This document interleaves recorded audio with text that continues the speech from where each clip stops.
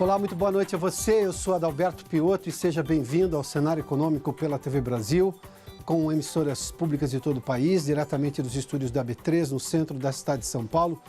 Vamos aos destaques do programa de hoje. A inflação subiu agora na prévia de outubro, porque nós estamos falando de IPCA 15, ou seja, são aqueles 15 dias finais do mês de setembro, os 15 dias iniciais agora do mês vigente. Subiu se comparado, evidentemente, ao mês passado, que nós tivemos um índice bem abaixo ali, e agora nós tivemos um pouquinho. Subiu um pouquinho, subiu sobretudo pelos combustíveis, que devem cair agora na próxima medição, justamente porque caiu o dólar e também o preço do barril do petróleo, mas aqui impactou para cima a inflação.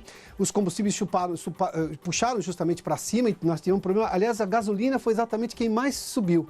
A gente tem esse detalhe aqui. Cai a inadimplência em condomínios de São Paulo e no estúdio a gente vai conversar sobre um assunto que é extremamente importante. Ontem nós falamos do CAGED, que é exatamente o Cadastro Geral de Empregados e Desempregados e a geração de mão de obra com carteira assinada, ou seja, de emprego com carteira assinada, mas tem carência, por exemplo, em profissionais de TI no mercado brasileiro. A carência é justamente de profissionais especializados em tecnologia da informação. Tudo isso no cenário econômico que já está no ar.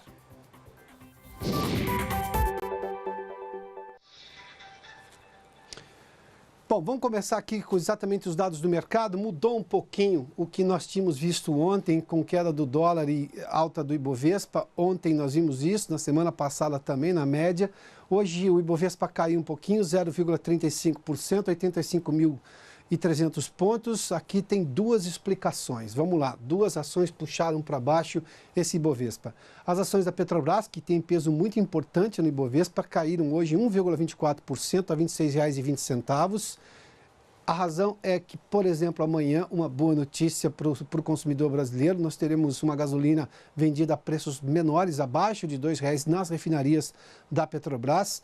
Isso é em função dessa queda do valor do dólar e também do preço do barril do petróleo. Aliás, a Arábia Saudita anunciou recentemente que vai ofertar mais petróleo no mercado e o petróleo saudita é referência no mercado hoje, é do tipo Brent. Vamos lá, para a gente olhar agora também a Vale. A Vale também caiu 2,78%. Isso também tem um reflexo importante do preço do dólar. A Vale é uma exportadora, quando o dólar cai, o que melhora boa parte da economia brasileira, sobretudo no repasse de preços da Petrobras, de combustíveis, sobretudo, porque o preço do barril é em dólar e o dólar sobe, o petróleo sobe também, isso impacta na economia, a gente vai ver hoje nos números do IPCA 15, mas a Vale, como é exportadora, ela tende a receber menos pelo minério de ferro que ela vende. Essa queda de Vale e Petrobras puxaram o índice Bovespa para baixo, a gente viu ali. Então são essas duas razões e o porquê que essas ações caíram hoje, puxando o Ibovespa para baixo. O dólar comercial hoje teve uma leve alta de 0,27% a R$ 3,69. Esse detalhe aqui é muito de influência externa, não tem... O mercado brasileiro hoje não está olhando para a eleição. Embora nós tenhamos hoje uma pesquisa a ser divulgada do Ibope para a corrida presidencial, o mercado já não está mais olhando tanto para a eleição como a gente viu na semana passada. Isso, obviamente, tende a mudar até o final da semana, mas, por exemplo, aqui tem muito de informação meramente econômica, não é de impacto eleitoral. Bom, vamos seguir porque a gente tem a divulgação hoje do IPCA 15. Essa é uma prévia da inflação porque o IBGE faz duas medições oficiais da inflação mensais. Uma que é exatamente a prévia, que ela pega os 15 dias finais do mês anterior e 15 dias do mês vigente, que ela divulga o IPCA 15, e daqui a pouco, no começo do mês que vem, a gente tem a inflação fechada deste mês de outubro. Mas nesse IPCA 15, vamos dar uma olhadinha, em outubro cresceu 0,58%. Essa alta é que chama atenção porque nós tínhamos uma condição muito menor de inflação no mês passado. Setembro foi de 0,09, ou seja, sair de 0,09 para 0,58 é exatamente essa a diferença. Nós estamos falando ali de 0,49, né? Para se ter uma ideia de o quanto que mudou. Em outubro, por exemplo, a mesma inflação no ano anterior, no ano passado, foi de 0,34, o que demonstra claramente o quanto que essa alta do dólar recente e do preço do barril do petróleo puxaram os combustíveis para cima, que puxaram o IPCA 15 aqui de 0,58 nesse mês. Ele não está se comunicando nem com o mês anterior, nem com outubro do ano passado. No ano acumulado, por exemplo, está em 3,83%, ou seja, nós ainda temos metade de outubro, novembro e dezembro. 3,83%, o centro da meta da inflação do Banco Central é de 4,5%. com tolerância de 1,5 ponto para cima e para baixo, ou seja, de 3 a 6 a inflação, o que diz claramente que vai ficar dentro dessa margem, ou seja, vai ficar provavelmente, inclusive, próxima do centro da meta, porque a inflação de 12 meses até o momento está em 4,53%. Como há uma previsão de queda dessa inflação no mês que vem, justamente pelas razões que fizeram subir o preço das coisas e que puxaram a inflação do IPCA 15 agora, porque a gente vai ver, inclusive, eu disse há pouco que o preço das ações hoje da Petrobras caíram justamente porque ela já anunciou que amanhã vai vender uma gasolina mais barata na refinaria, e aí nós estamos falando do impacto claramente na contabilidade da empresa, nos ganhos que ela pode ter, que serão menores em virtude disso. Ou seja, e mais um anúncio da Arábia Saudita do aumento da oferta de petróleo, isso tudo tende a baixar o custo brasileiro e, obviamente, vai ser repassado nos preços também, ou seja, não teremos um impacto tão forte, uma pressão inflacionária por causa dos combustíveis, a se manter, evidentemente, isso que nós estamos vendo nesses últimos dias. Mas aqui nós estamos falando de 15 dias iniciais de outubro, nós estamos já no final do mês, ou seja, nós ainda não tínhamos esse impacto de $1 em queda que a gente viu, foi um fenômeno recente, logo depois do segundo turno que a gente começou a ver uma queda, mas eu tenho 15 dias aqui, os últimos 15 dias de setembro, o que chama atenção. Vamos dar uma olhadinha nos destaques de alta, exatamente alimentação e bebidas, subiu 0,44%, aqui um detalhe, no mês passado, caiu esse item 0,41%, ou seja, eu saí de 0,41 negativos para 0,44 positivos de crescimento, o que demonstra claramente o quanto que puxou. Tomate, lembra do tomate que já foi um item inflacionário de primeira linha anos atrás aqui no Brasil? O tomate subiu 16,76% e frutas 1,90%. Os transportes que tiveram o maior peso, inclusive, em puxar a inflação para cima, 1,65% de alta no setor transportes, e aí que nós estamos falando de combustíveis, 4,74% em média no país. E a gasolina, só a gasolina, também o preço médio subiu 4,57%. Ou seja, nós estamos falando de transportes e foi exatamente isso que puxou o IPCA 15 para cima. Bom, vamos falar sobre um outro assunto aqui, porque pelo terceiro mês consecutivo caiu a inadimplência em condomínios do estado de São Paulo. A inadimplência de quem paga ali, o condomínio mensal, ou seja, isso está bem menor agora. A Vanessa Casalino conversa conosco aqui em São Paulo. Oi, Vanessa, boa noite. Oi, Piotr, boa noite para você, boa noite a todos. A apuração é feita todo mês pelo Departamento de Economia e Estatística do Secov São Paulo, o Sindicato da Habitação do Estado. Esse levantamento analisa dados do Tribunal de Justiça e constatou que o número de ações de cobrança por falta de pagamento do condomínio teve queda de 6,7% em julho deste ano. Foram 951 contra 1.019 em junho. Na comparação com julho de 2017, a queda foi ainda maior, 32,6%. Já no acumulado do ano, o recuo é de 8,5% ante o mesmo período de 2017. Mas nos últimos 12 meses, houve aumento no número de ações por condomínio atrasado, 23,5% de agosto de 2017 a julho de 2018. De acordo com o Secov, os chamados acordos extrajudiciais estão entre os fatores que contribuíram para a queda. O acordo extrajudicial é aquele em que se chega a um meio termo sem precisar recorrer ao judiciário. Segundo o Secov, compensa porque os inadimplentes preferem negociar e, para o condomínio, é mais vantajoso receber parcelado do que ter de entrar na justiça, Piotr.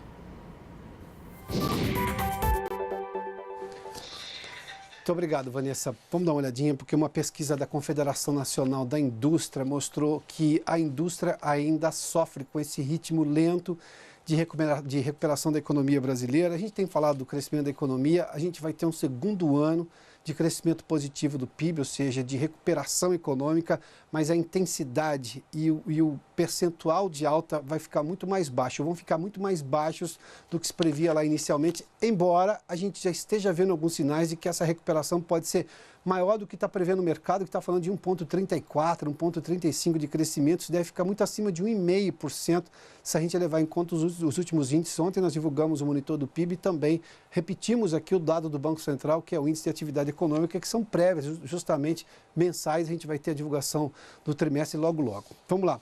para a gente ver aqui a produção, e aqui tem uma medição que a CNI faz assim, qual é exatamente o índice de produção? Está em 47,2 pontos, numa escala que vai de 0 a 100, abaixo de 50 pontos, ou seja, a produção está muito aquém do que poderia estar. Eu estou tendo menos demanda de produção, eu estou tendo alta ociosidade do maquinário. Vamos lá, a geração de emprego na versão que se tem dos industriais pesquisados está com próximo dos 50, mas 49,2 pontos, ainda assim abaixo dos 50, numa escala de 0 a 100, ou seja, nós estamos numa fase de pessimismo ainda.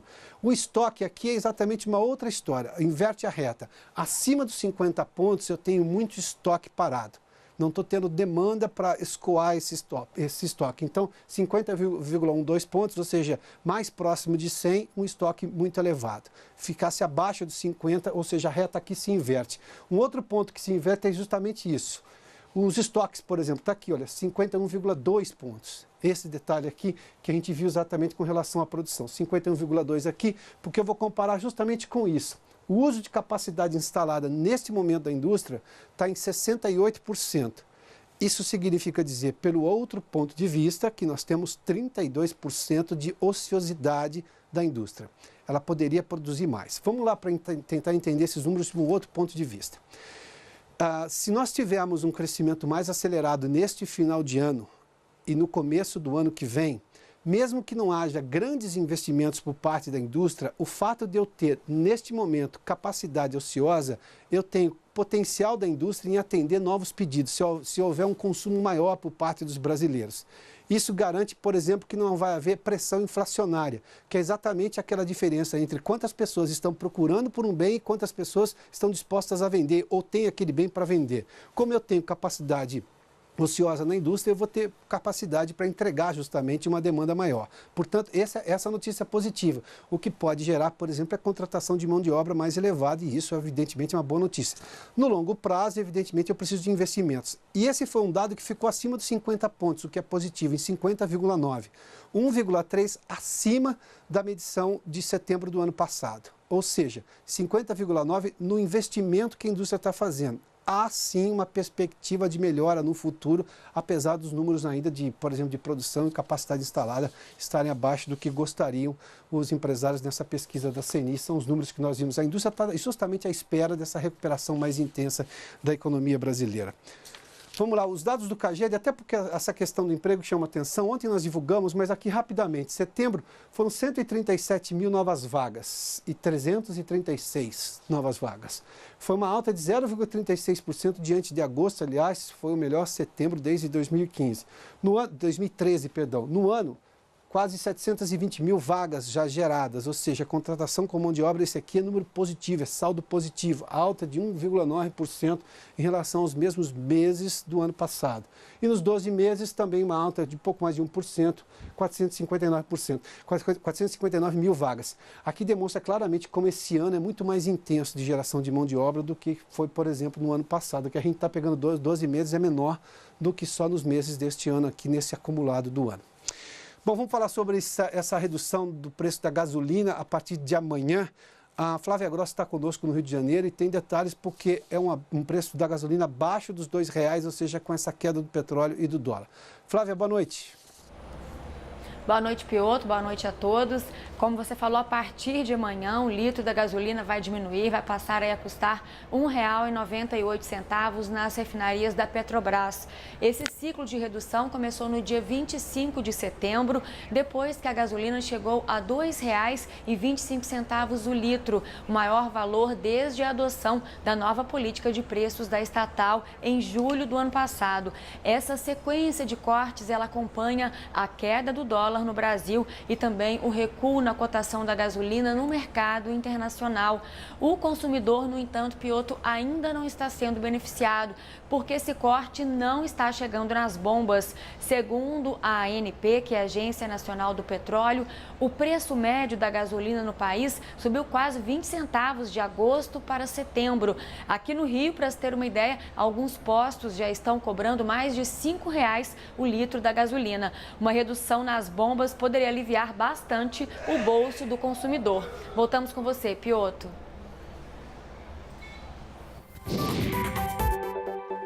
E que mexe claramente na inflação que a gente vai ver medida agora no final do mês de outubro, a inflação de outubro fechada pelo IPCA, medida pelo IBGE, no comecinho de novembro. Obviamente, esse repasse, essa redução tem que chegar da bomba de gasolina, que é onde o consumidor compra gasolina, diga-se de passagem.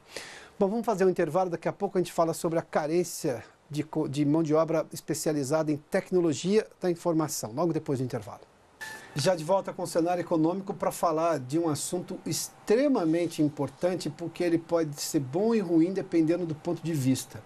Há uma necessidade das empresas, as empresas querem contratar mais gente, mais especializada em tecnologia da informação. E aí vem a parte ruim da notícia. Tem carência de mão de obra especializada nesta área. O Paulo Excel, o diretor da Yocto, uma consultoria especializada justamente em recrutamento de profissionais de TI, está conosco. Paulo, bem-vindo aqui ao cenário econômico. Obrigado.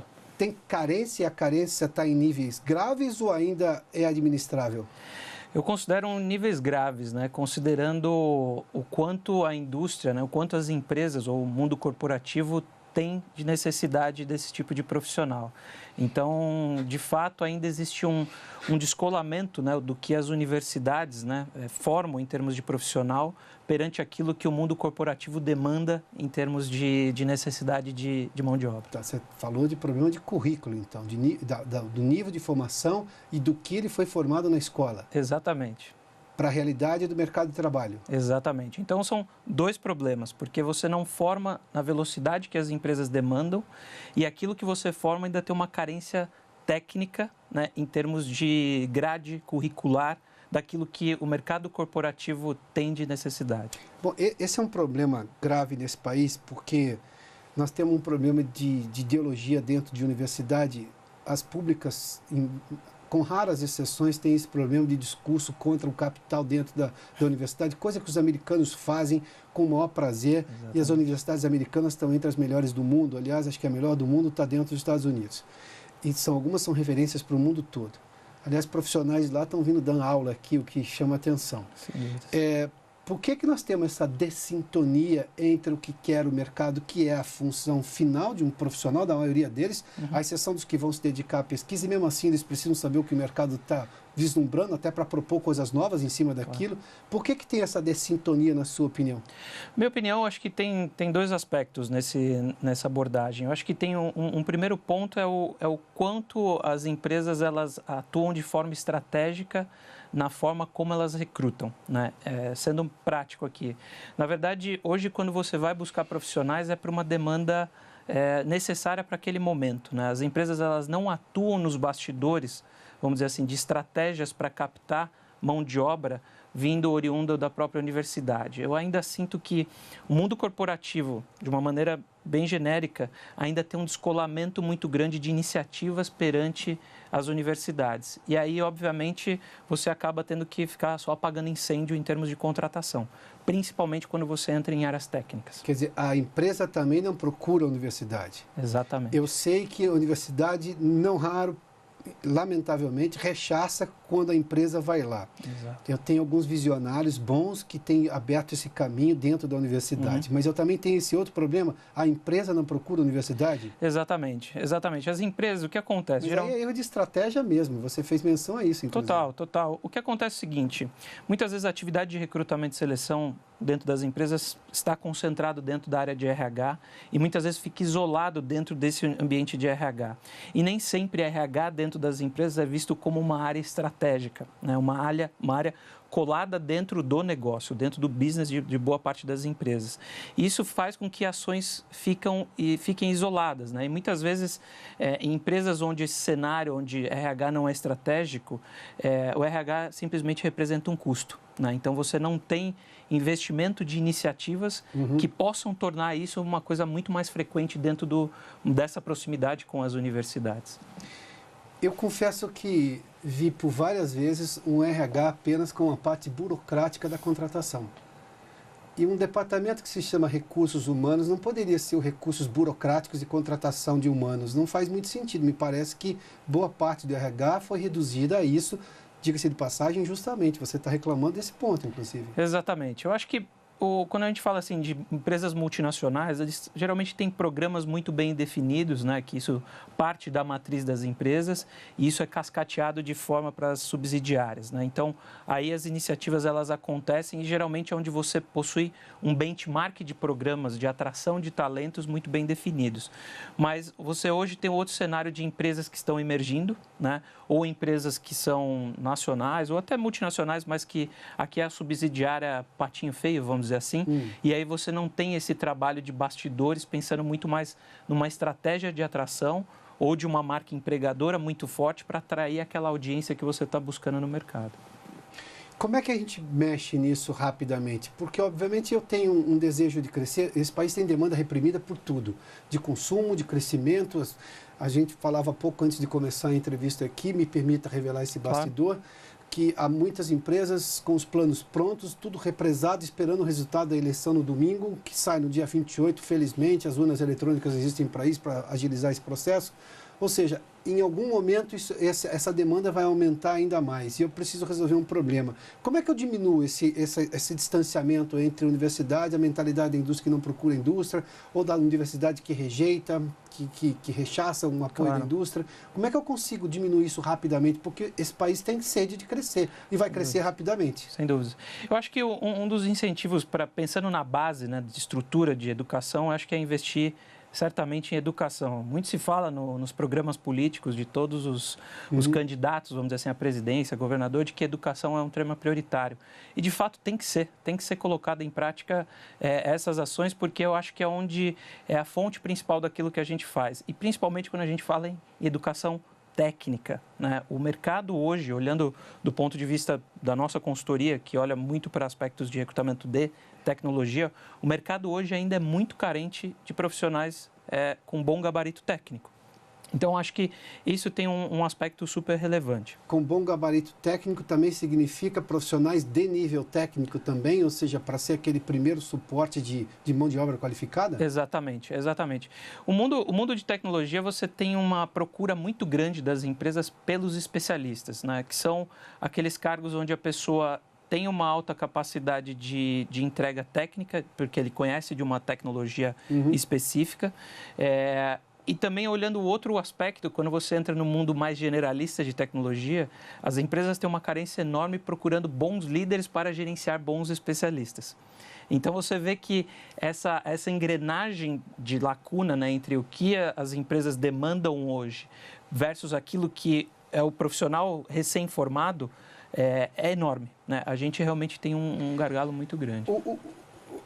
Rapidamente, me permita só, nós temos 2 minutos ainda, eu queria tocar num ponto. O que chama mais a necessidade de técnicos nessa área de tecnologia da informação? É, por exemplo, a necessidade de segurança cada vez maior, porque tudo está digitalizado, processos que antes não eram digitalizados, hoje estão digitalizados e, na verdade, tem necessidade de estar digitalizados, não é uma escolha, é quase uma demanda necessária. É mandatório que estejam digitalizados. Essa é uma área que está recrutando muita gente? Sem dúvidas, essa é uma área, ainda que no Brasil é uma área pouco explorada, porque boa parte dos profissionais de segurança da informação em empresas de grande porte ainda ficam concentrados nas matrizes. Mas a gente tem iniciativas, por exemplo, a própria União Europeia agora regulamentou em maio, né, uma nova sanção olhando de proteção de dados, e isso teve um reflexo natural nas subsidiárias das empresas europeias. E aí, obviamente, o mercado de profissionais de segurança da informação, pessoas com esse tipo de nível acabam sendo demandadas, e é um mercado ainda muito pequeno, né, em termos de profissionais no Brasil. Então, certamente é uma área. Eu elencaria mais 2 outras áreas que acho que estão muito em alta. Uma delas é a parte de cientista de dados, que são os profissionais que hoje trabalham com ferramentas e metodologias voltadas para prover dados analíticos para as empresas ou áreas dentro das empresas tomarem decisões mais precisas de negócios. E a outra E a outra seria os desenvolvedores de software. Eu diria para você que esse é o pilar central da maioria das demandas das empresas no mercado. De programas que vão rodar qualquer inovação, é isso? Exatamente. Paulo, obrigado pela gentileza da entrevista. Boa sorte na busca. Muito obrigado. Por profissionais de TI. O Cenário Econômico termina aqui. Obrigado pela sua companhia, pela audiência. Boa noite a você. Amanhã a gente está de volta. Até lá.